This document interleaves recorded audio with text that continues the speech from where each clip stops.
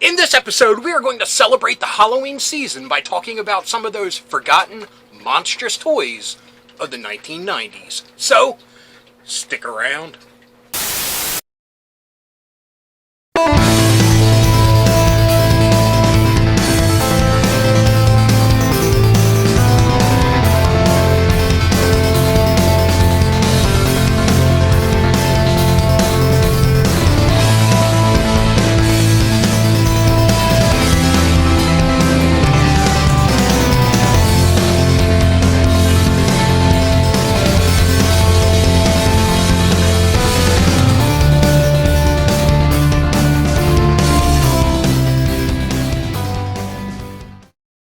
Hello, fellow dorks and dorkettes, and welcome to Nostalgia Syndrome. My name is Rob, and in this episode, we will be talking about more of those forgotten 90s toys. This time, monster toys, to, celebrate the Halloween season. So, enough of me. Let's get to what we came here for, the toys.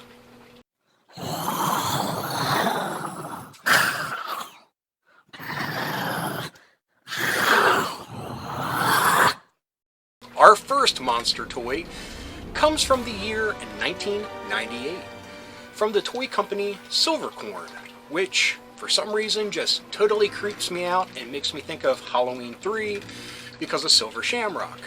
Shamrock, corn, they're both silver, so maybe these toys would have melted your face and bugs come out of your mouth. I don't know. Anyway, these were the Extraordinaries. There were only two figures released, Bigfoot and the Loch Ness Monster. And to be honest, they're both pretty cool interpretations of the cryptids. Now, looking at these packages, I can't tell you what these figures had to offer. It looks like they come with a little book, which is awesome. You gotta teach the kids how to look out for these cryptids that are, in our waterways and deep in the woods. They gotta protect themselves. But I can't tell if these were bendy, just static little statue figures. I mean, from what I can see, they don't offer a lot in the way of posability.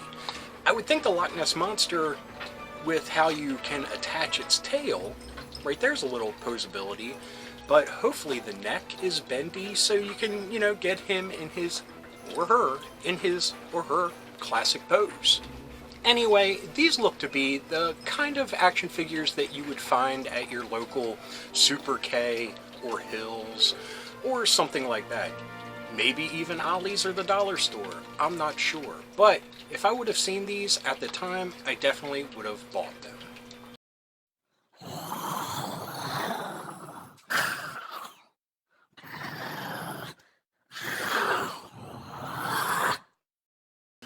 Our second monstrous toy is actually a spin-off of a very popular and awesome toy line by Matchbox. This is Monster Wrestlers in My Pocket. These were released in 1995, and they followed the same formula that made Monster in My Pocket awesome. Usually in a pack, you got a couple of these Monster Wrestlers, but one of them kind of stood out to me when I was doing my little bit of research for this. This is the Psycho Terrorist set. And I'm not sure if these four figures come with a little stretcher, a trampoline, a little itty bitty ring. I'm not really sure what it's packed with, but Psycho Terrorists. Man, you gotta love the 90s. Anyway, I also saw this pretty cool trading card for the Nuclear Ninja, with his special move, the Atomic Body Slam. I was never fortunate enough to get any of the monsters in my pocket toys, any of the series. I think I was aged out at the time, unfortunately. That small window of time when I wasn't into toys. And really, it was a very small window of time. But it seems like within that window, I missed out on some awesome stuff like these toys. Now, yes, the elephant in the room is muscles. I mean, the whole formula of little collectible dudes that you randomly get was something that Matchbox borrowed from Mattel. But to even go whole hog and say wrestlers, I mean, that would be a foul in my book. But muscles had come and gone by this time. So it's not like they were competing for shelf space. But anyway, yeah, these are awesome. Wish I had some monsters in my pocket. I don't mean it that way.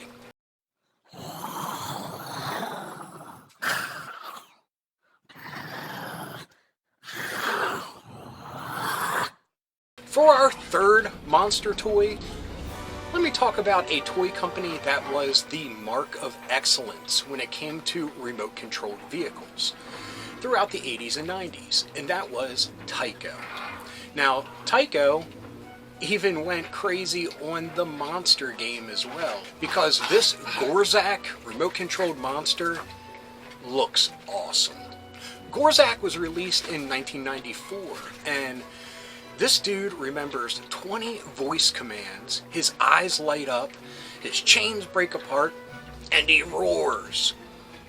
All that, plus a giant battle axe. I mean, this looks to be the cream of the crop when it comes to RC-controlled monsters.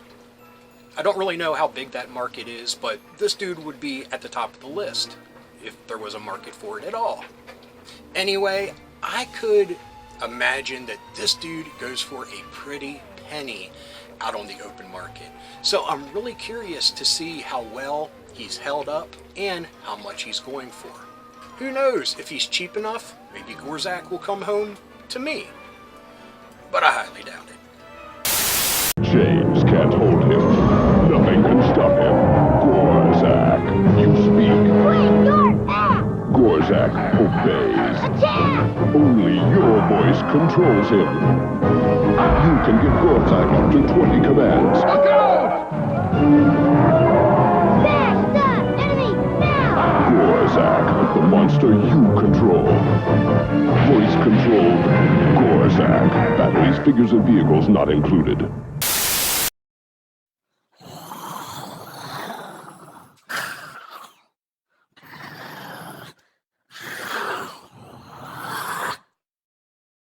Now, the world of forgotten monster toys is not exclusive to the boys. Here is one that was offered to the ladies in the room, and I'm really curious if anyone collected them, because they are just so creepy looking that it's endearing. These are the Castle Keep gargoyles. These were released by My Best Toys in 1995, and I assume with that year, they were trying to cash in on Disney's Gargoyles popularity. Now, like I said, these things are creepy looking, with their big, glittering, glow-in-the-dark eyes, but they had hair and tails that you could fluff and comb. So, for as creepy and ugly as they look, you can take care of them, brush their hair a little bit, and hopefully they don't eat your eyeballs out while you're sleeping. Anyway, if I would see something like this at the flea market, I'd probably pick it up, because this little critter would be at home sitting next to my Boglin or next to any of the other monstrous toys in my collection. Because even though it's cutesy and made for girls, this thing is nightmare fuel.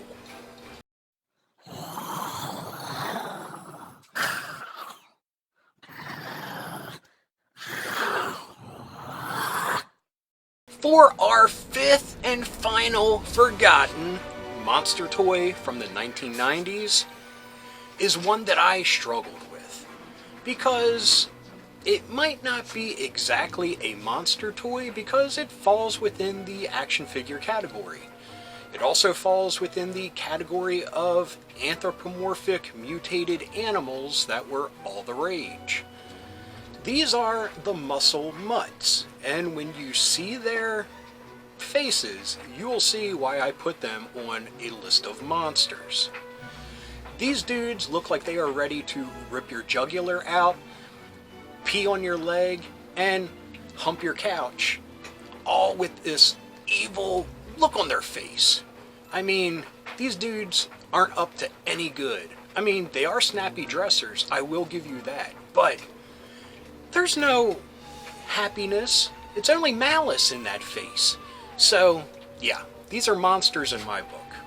But like I said, this was catching a wave of all the awesome mutated animals that were out on the market, from turtles to sharks to biker mice. Now, these muscle mutts were made by a toy company called Streetwise Designs, which, to be completely honest, I have never heard of before. Maybe they're well known for something else, but they are definitely not on my radar. These mutts were released in 1996, so they were kinda at that crest of the wave before it crashed. So maybe that's why they were forgotten, and you don't hear about the muscle mutts at all nowadays. I mean, they look like they would be friends with the street sharks. It's pretty much the exact same body styling. Just, yeah, so much hate on their face. Why can't we have some nice looking muscle mutts? I mean, there has to be a muscle mutt poodle or something.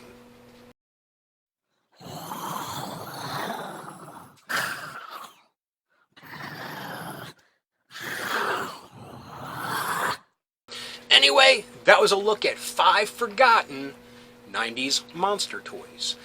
And to be honest, I had a lot of trouble with my camera battery, so I hope this episode turns out pretty good. I had fun making it, so I hope you have fun watching it. And fun looking at these forgotten monsters.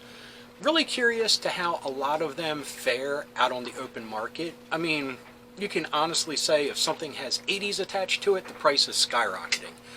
I'm not that familiar with the 90s and how well those items sell or are priced. So I kind of look forward to that. So anyway, I hope you enjoyed this episode. If you did, please give me a thumbs up. You got something to say, please leave a comment. I love reading them, and I love getting back to everyone. And if you're new around here and you enjoyed this or any of the other episodes that YouTube is recommending, please hit subscribe. And if you hit that little bell icon, you will be notified whenever there's a new episode. So anyway, until next time, thank you for watching. Keep being rad and stay dorky.